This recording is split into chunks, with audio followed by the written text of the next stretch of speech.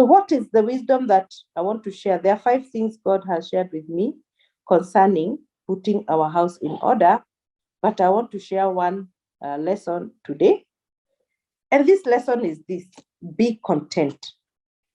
1 Timothy 6:6-8, it says this: Now there is great gain in godliness with contentment, for we brought nothing into the world, and we cannot take in anything out of the world. But if we have food and clothing, with this we will be content. Luke 12:15 says, Jesus said, take care and be on your guard against all covetousness, for one's life does not consist in the abundance of possessions. A life of contentment is very, very important. Why is it important? Because the Holy Spirit would like to tell you and I that a life of contentment keeps you spiritually focused. When you're spiritually focused, you seek the kingdom, not the things, the bigger houses, the bigger cars, the bigger shoes, the bigger what, the better. You seek first the kingdom. You are inclined towards being virtuous.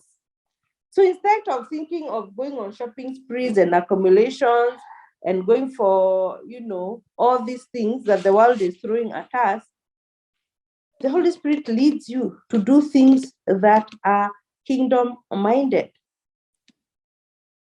Learn to be contented, because contentment is a form of faith. You know that you have enough. You know that God will supply what you need according to what He knows you need, not what you desire and not what you want. How do you exercise or move towards contentment? You may be asking, okay, we know how to be content. We know it is a good thing. But how do I become content? Because the world throws at us, chasing, running after, gaining, hustling. We even have the right words for this, never resting, seeking. And so there are 2 things that will move you towards contentment. Number 1 is the spiritual discipline of being frugal, frugality. To be frugal is to do with less and not more. It is to do with less and not more. I don't know how many of you have that discipline. I have a friend of mine. She's a very wealthy friend, but I'm telling you, all her life, she's very frugal.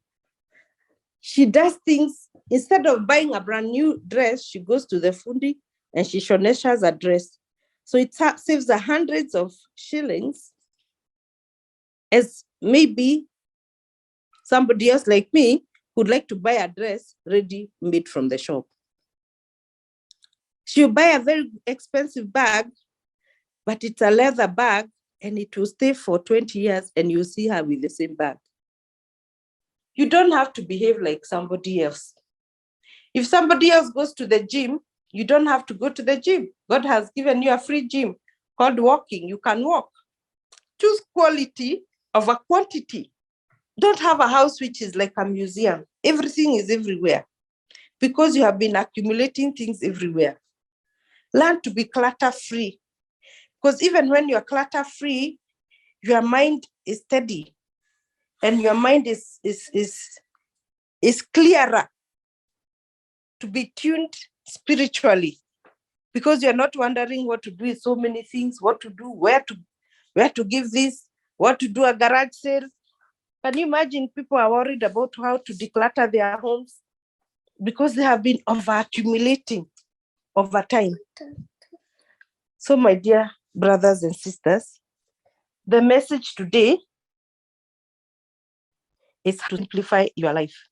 Because when you have simplified your life, the Lord is telling us that we are going to be spiritually inclined.